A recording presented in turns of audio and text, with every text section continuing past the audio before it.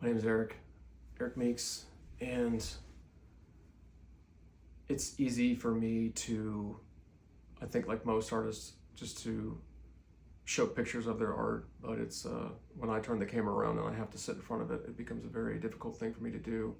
So I'm going outside of my realm of normalcy to start actually talking about what I do and why I do it, and kind of the story behind it. And so it was about, I've always I've always I've always made art.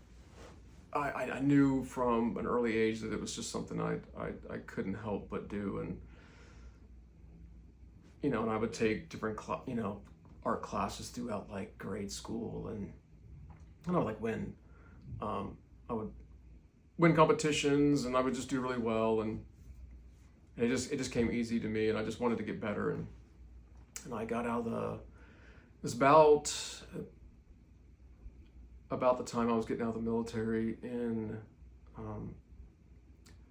like 2002. I had started this style. I was like doodling with this ink, and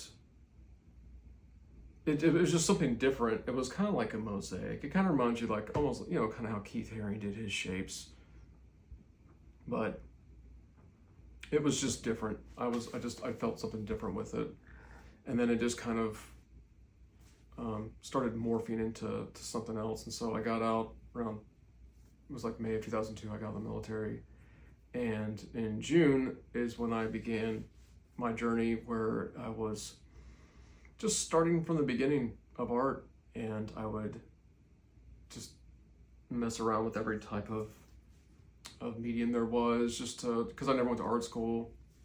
I'm colorblind, so it that adds its own different element to it. And so I just think, well, I'll just start where everyone else starts. And so I just kind of restarted. I was familiar with some things, but I just hadn't really got into each set. I was just like mildly introduced throughout all the scholastic years, and then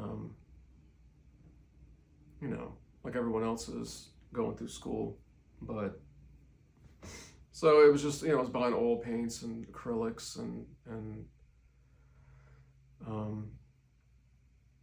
pastels and colored pencils and charcoal and graphite and ink, and I was just experimenting all those different styles. And the style that ended up sticking, one of them was oil. I'm a pretty good painter, but I just felt like it was going to be background noise with a lot of the other painters. There's a lot of good painters, and I just wanted to do something that was unique. And so I started doing this ink style, and it took me years to really like develop it into what it ended up becoming. So it started out, I didn't have like a clear direction with it. I was more just experimentation. But later on, as the years progressed, it was learning there was different types of pens.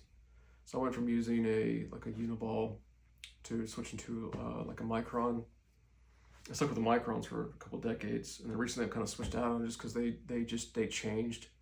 They're really expensive, and they're kind of inconsistent with like the color usage, and they're inconsistent with the amount of ink that they put in there. They used to have a sufficient amount of ink, and it's like a fraction of the ink that used to be in there. And so I went up to Staedtler. This is a German company, and they're the ones that I've been kind of messing with. I have a wider array of color spectrums that I can use. Irony with the colorblindness, but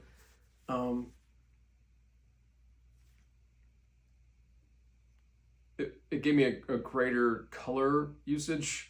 The colors were more consistent. The only thing that I find to be the issue is when I'm trying to do the fill-ins, because I'll do all the parts where drawing the shapes, and then there's the the fill-in part, if I'm going to fill it in, if I don't just leave it hollow. And these are better as like a marker as opposed to like a pin. So with these, I don't really, I'm not a huge fan of the larger ones. They're good for like if you're doing like a continuous thing, but if you're trying to do detail work, they're not very good for that. They bleed like crazy, and they just, every bit of detail you just achieve, they just screw that all up. So I think what I'm doing with all of this is I want to kind of give like a visual history with, like an auditory history of what I've been doing, but also explaining the visual, because I've been mastering this style for 20 something years, and I haven't really shown anyone. Every time I show it to someone, people are like, why aren't you famous? And I was like, I just make it. I just don't really do anything with it. I don't do a lot with galleries. I mean, it sits in folders and I don't show anyone. And so that's what I'm wanting to do is to just go through each section, each piece, show the progression, the evolution of the style, why I do certain things, why I use so much, even though being colorblind, why I use a lot of color. Most of your ink artists use strictly black ink. That's all.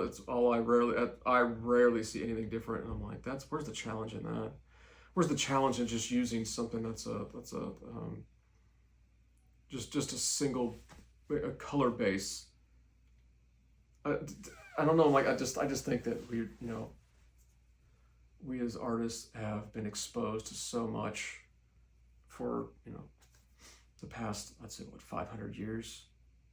I'd say the Renaissance is a good jumping point with a lot of art, and then you people have gone back and studied Greek art and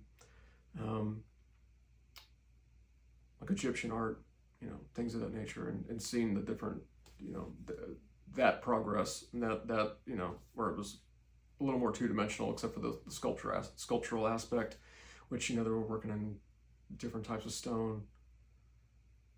But the modern era, what I consider modern art from one point on, would definitely be the Renaissance time frame. That's kind of where I measure art, where it really just it went from doing all what it did for a long time to what everyone understands of art today. So I want to explain why I'm doing certain things, and hopefully everyone will like what I'm showing them, and understand like what I've been doing all of these years, and normal apprehensions with putting myself out there from a video aspect, as opposed to just having a conversation, or being behind the camera, just showing the art. Most artists just do that because it's a lot more psychologically comfortable. So I'm breaking away from my psychological discomfort to finally be brave enough to show people what I do. So I hope you enjoy it.